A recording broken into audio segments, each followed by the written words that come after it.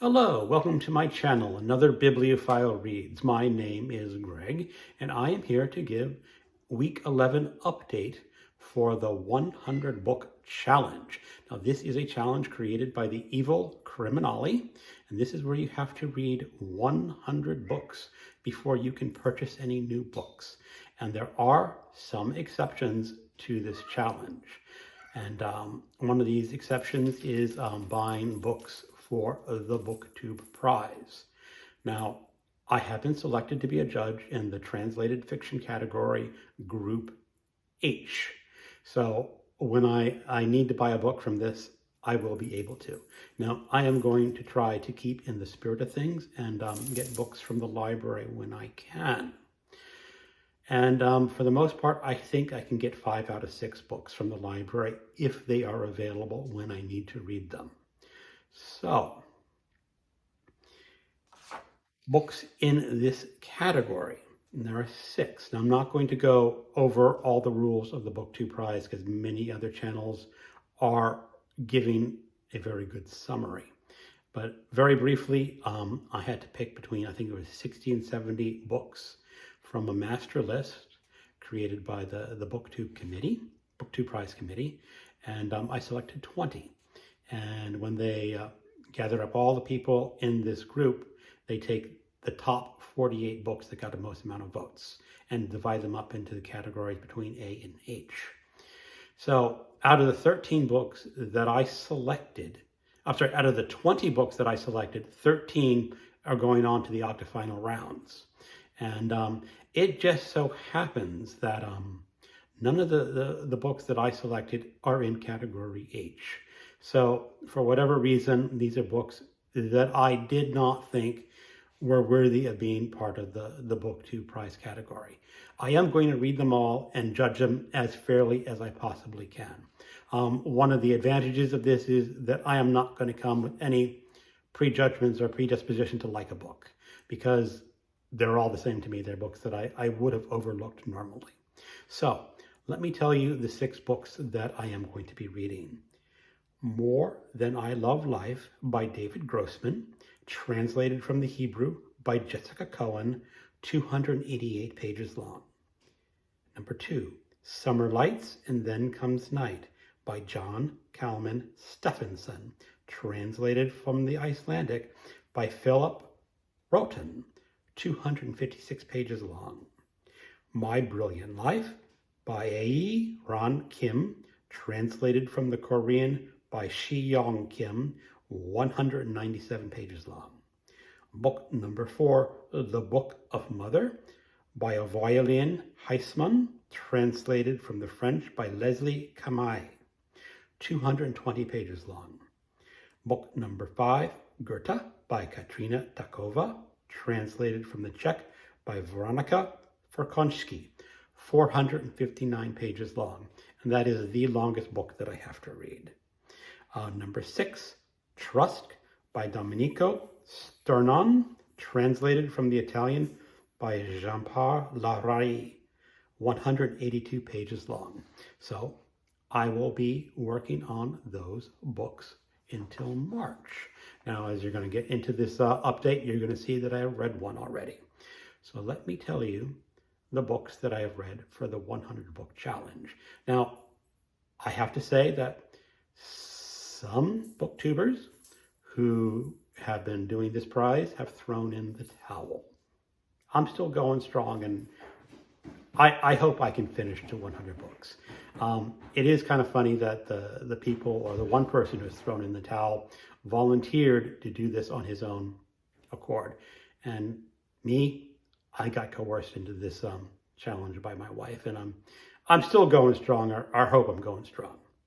So, book number 61, Swords and Deviltry by Fritz Liber. And this is read for February Fantasy Stories, classic fantasy. So there are a bunch of people hosted by the Bookish Bryants and some other channels who are all reading classic fantasy this week. And for this event, they are considering fantasy stories published before 1971 as classic fantasy. And this is a collection of 3 stories or 3 novellas. The first one is a standalone story featuring one of the main characters, Fafford, in his home village up in a freezing north. It's very much like a Scandinavian North type of culture. It was a pretty interesting story. My favorite part of it it was called The Snow Women. And my favorite part of the women up north. And these women up north were very upset because a traveling show has come to the north. And women and children are not allowed at these traveling shows because it is essentially a peekaboo show where lots of girls get undressed. So the women throw snowballs at people to seek their vengeance. And they basically pummel one of the showgirls with snowballs and knock her out. And she is rescued by Fafford. Yeah, it's not what you normally would expect from a fantasy story. And I enjoyed it. The second story featured the Grey Mouser. And that is a story of people who killed his mentor wizard. And in this story, there are 2 forms of magic called black and white. And the Grey Mouser can't choose which form of magic he likes to use best. The third story, The Ilment in Linkmar, is the story of these 2 coming together and fighting the Thieves Guild. I enjoyed this. Fritz Lieber's writing style is very convoluted, and I had to reread a couple passages to understand what was going on. But that's just his style. There are a couple other books in this series. I own them. I'm not 100% sure that I am going to continue on with this series. At least certainly not this month, and maybe not for a while. Book number 2 was an audiobook. It is also for Classic Fantasy Week, and that was Alice's Adventures in Wonderland by Lewis Carroll. Now, I know I read this book many, many years ago. It is an entertaining book. It's very trippy. I keep getting Jefferson Airplane's White Rabbit running through my head as I was listening to this audiobook. And it was a lot of fun. I can understand why it's a classic. The second Alice's Adventures Through the Looking Glass is also available for audio. And it just so happened to be a free audiobook. So I downloaded that. And I hope to get to reading that a lot quicker than I'm going to be reading any more of the Fafford and Grey Mouser series. Then after that was a book that I read for the Book 2 prize, and that was More Than I Love Life by David Grossman. One of the rules of Book 2 prize judging is you do not talk about Book 2 prize judging until that book has been disqualified or won. So I cannot say anything about this book. And the last book I read was an audiobook, and that is The Second by Carol Andersen. And that is a nonfiction work. It is a book about the Second Amendment and how that affects race. And the gist of this book is that the Second Amendment is for white people and it is not for black people.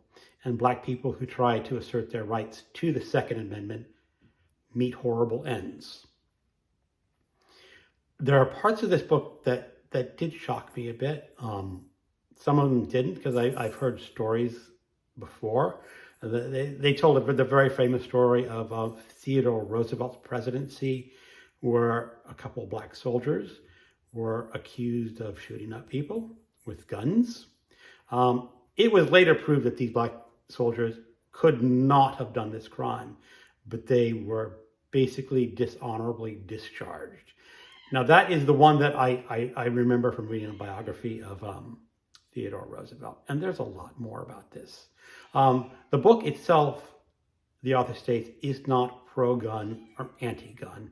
This is just how the laws are applied in the United States. And this author's theory is that it is grossly unfair and racist. I would someday like to read some other opinions about this. I don't think the author is biased or incorrect because it does gel with some of the other books that I have read. It also fits very nicely into National Black History Month. So I'm glad I read something for that. And that's all that I read this week. A very slow week for me. So what is going to go on for my reading next week? And that is Sword and Sorcery Week for February Fantasy Stories. And I'm going to be reading The Knights of Swords by Michael Moorcock out of his Swords trilogy. If I really enjoy this, I hope to get to book 2. If I don't get to book 2, I'm going to maybe try to read an ebook from booktuber David Wiley, who wrote a fantasy book called Monster Hunter. That is a possibility if this doesn't pan out. Also, for the 101 Book Club, hosted by Sandy over at Miss Reads a Lot, I am reading The Sea by Iris Murdoch. Now, this is just a library copy that I picked up for reference. I'm actually reading it on audiobook. The narrator is Simon Vance, and it is a marvelously narrated book. The book so far has been excellent. That's all I really have to say about it so far because I'm just about 30 to 40% in. Also, for the February Poetry Book Group, I am reading some selections from T.S. Eliot's The Wasteland and Other Poems.